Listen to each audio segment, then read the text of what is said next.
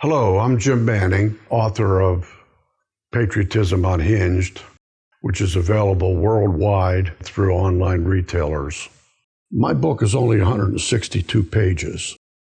Now, you can't have a comprehensive work on something as important as the Kennedy assassination in 162 pages. I want to tell you that it's compartmentalized into four compartments. The first compartment is why I was involved. In other words, what would stem me to be interested in it? And that happened when my life was threatened. The second part was that I knew that Oswald was innocent of at least shooting the president. And so with that, I studied it, and I found over 20 people who had known about the assassination before it happened. And so the second part of the book is the evidence and the people who knew about it.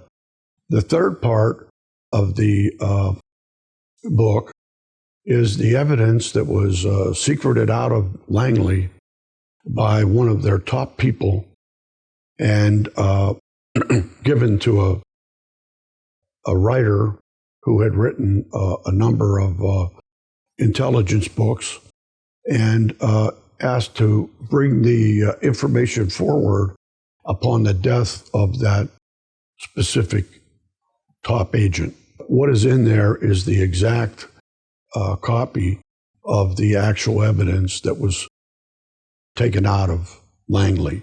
The last part was that there were more than 25 people, and maybe a lot more, who were hitmen, contract killers, killers for the government, CIA people who were in Dallas in Dealey Plaza on the day of the assassination.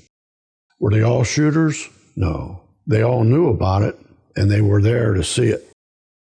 And a lot of Cubans who hated Kennedy, they wanted to just be there and see it. It was my hope that if I could show you those four things, that somebody who is young and doesn't know anything about it, some people that knew about it, but not much, and for the people that thought they knew everything, and still believed it was not a conspiracy, how could you argue with that?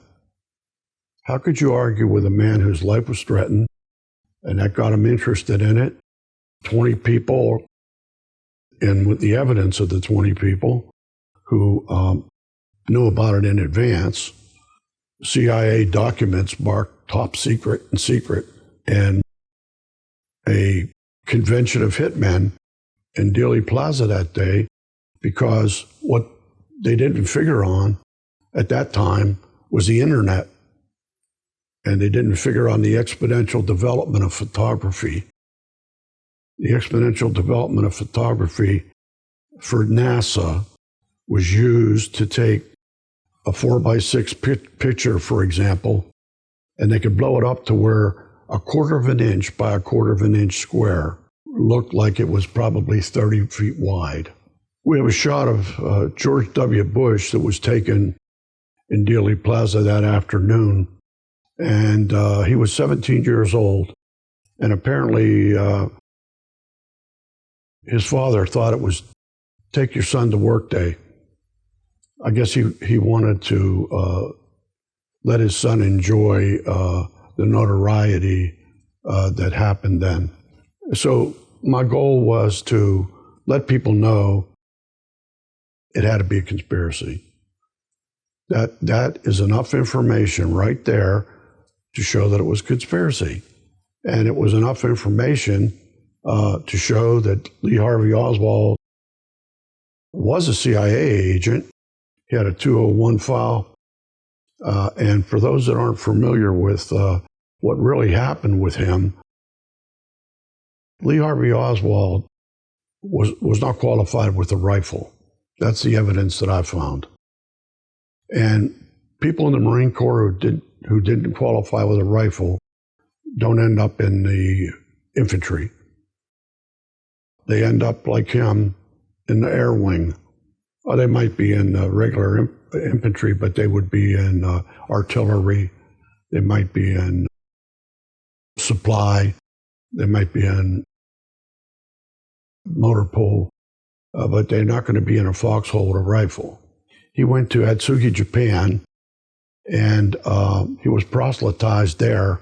I'm not sure it was Richard Case Nagel, but I think it was him who proselytized him into going to Russia. And so he was sent back from Atsugi, Japan to North Carolina. And in North Carolina, he went to Kitty Hawk, and he went through illusionary warfare school. Now, we know this because another player in the assassination family was a pilot named Tosh Plumley. It just so happened that Tosh Plumley was in his class at illusionary warfare school in Kitty Hawk. When he was finished there, he was sent back to California, name escapes me, of the very large language school in California. And he was given a accelerated course in Russian. He then went back, I believe went back to Atsugi, and within weeks made an application for a discharge because his mother needed help at home. He was discharged, and within a week, he was on a plane, not a commercial plane, to Finland. And from Finland, he moved into Russia, to Moscow. Now, when it didn't take, after 2 years, they let him come home. He wasn't debriefed. So nobody questioned why he gave up his citizenship, and it just went away. And they felt like they had to do something for him, so they gave him a couple of jobs, one in a coffee company and one in a photographic unit of some kind that they operated. And he learned quite a bit about photography there because he ended up with $3,000 worth of photographic equipment whenever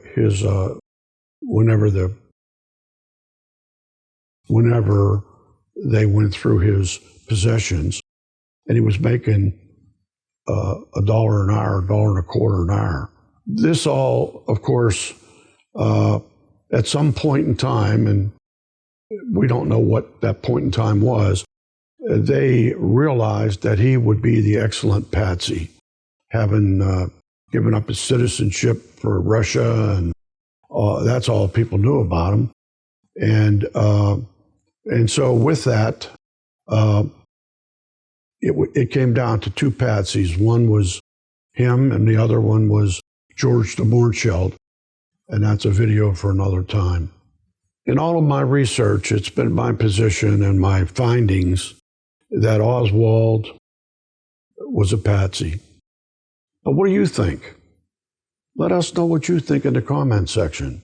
As I have always said, and I probably need to say it on every video to avoid the detractors, that this is information. You make up your own mind. And only whenever we get enough humans in this country to make up their own minds will we be able to get rid of all the trash that we have in this country running it. Give us a comment. Let us know what you think. Thank you.